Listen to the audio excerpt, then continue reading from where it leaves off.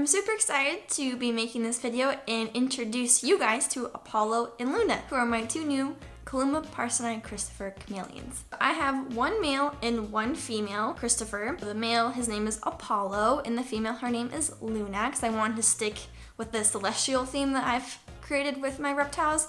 I wasn't on the market for Cristifers. I always thought it'd be really cool to handle a Parsons, but the size of a Parsons in the enclosure and the water requirement, like, it's pretty intimidating. So what's really unique and appealing about these chameleons is they're smaller.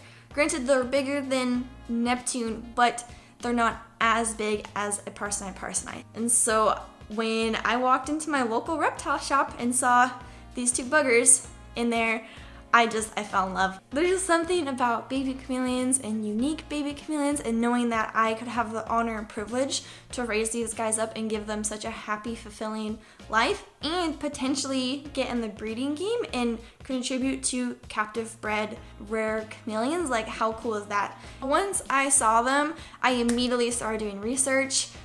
The Chameleon Breeder podcast actually had recently released an episode on Calumma, Parsonii, and Cristifer, so I had listened to it already, but I listened to it like 10 more times. I actually ended up getting in touch with the person who was on that episode and asked him a million questions. Aaron, if you're watching this, thank you. And I also talked to another breeder, and I just became a sponge, right? I just wanted to learn, am I able to take care of a rare species of chameleon, especially a Parsons, because Parsons are the big leagues.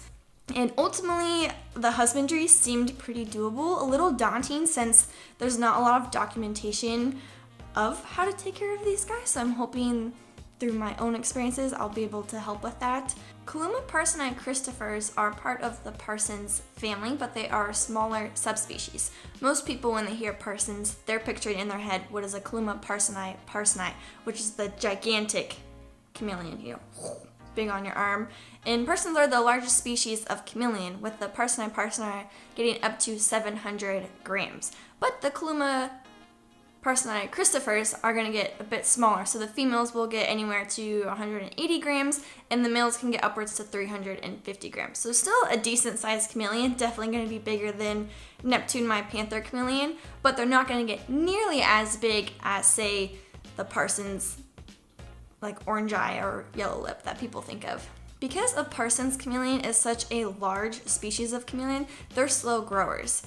So these guys are spring babies, so they're a few months old, and they still probably have another year of growing before they reach adulthood. Another benefit to them being slow growing and large chameleons is that their lifespan is longer. I don't know of anyone who's had a Cristifer in captivity through old age, but it's hypothesized that they'll live anywhere from 10 years, maybe 15. I'll let you guys know. Stay tuned in a few years to see how long these guys live for.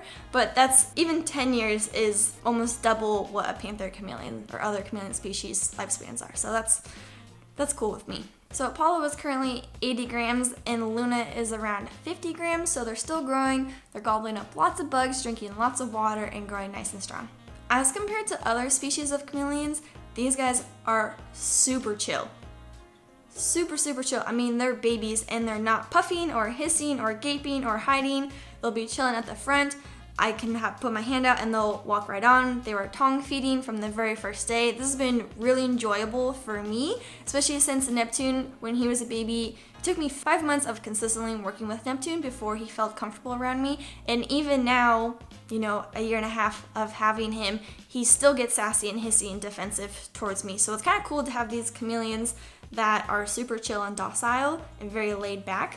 Another unique feature to the Cristifer is that they have a dorsal crest. So they're going to have the little spikes along the back, similar to what you would see in other species of chameleon. A female Cristifer is going to do best in a 2 feet long by 2 feet deep by 4 foot tall enclosure, similar to what you would put a male panther chameleon in. And a male Cristifer chameleon is going to do best in a 4 foot long by 2 feet deep by 4 foot tall enclosure. So basically double the size.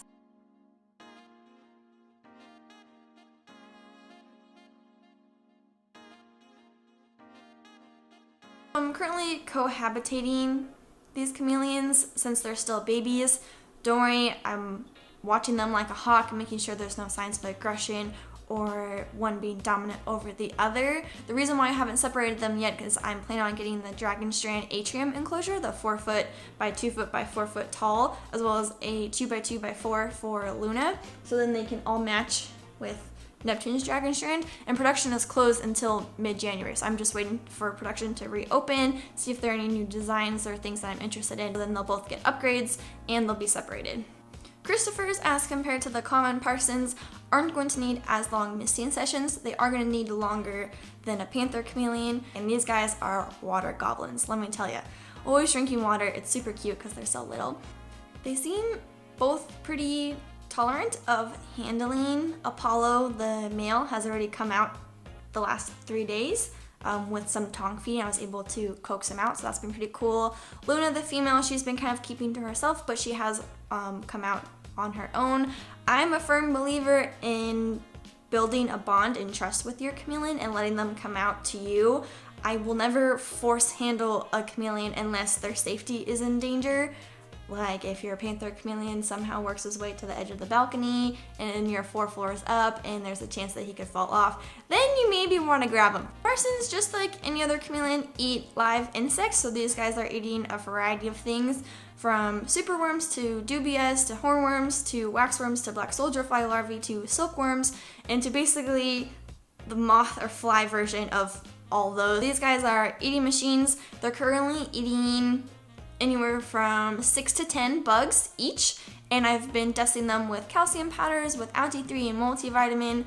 Because these are a rare species of chameleon, there's not a lot of documentation on their husbandry, so kind of winging it and using my best judgment as far as what I know about chameleons, so I'll keep you guys updated if I end up finding a supplement schedule that I feel confident in. I'm excited to see how these little guys grow and develop, especially their coloration. I mean, when you have a panther chameleon, it's kind of hard to beat that, but the males, from what I know, are in the blue, green, and yellow family, and the females are more in the oranges, tans, and greens. So I'll keep you guys posted, of course, of how these guys develop, but that'll be pretty interesting to see. Because Madagascar has different importation and exportation cycles, and at one point they closed exportation, and so not a lot of people have their hands on these Cristifers. To my knowledge, there's only 2 breeders in the US right now who are breeding these guys. These are from Europe. They're European imports, which is kind of unique because that means that they have a different bloodline than the Cristifers that are already in the US. So that'll be fun with the potential to breed them in the future, especially since they're an unrelated pair. Now you've met everyone in the crew. We've got Neptune the panther chameleon, Pluto the crested gecko, and Apollo and Luna the Cristifer Parson's chameleon. If you enjoyed the video, be sure to give it a thumbs up. Leave any questions or comments down below. If there are any Parsons specific videos you want me to make, happy to consider those. You can subscribe so you know when I post a new video. You can follow Neptune and Apollo and Luna on Instagram at Neptune the chameleon. Thank you so much for watching and have a good day. Bye! This is what it must be like to have twins. We got one baby over here and one baby over here.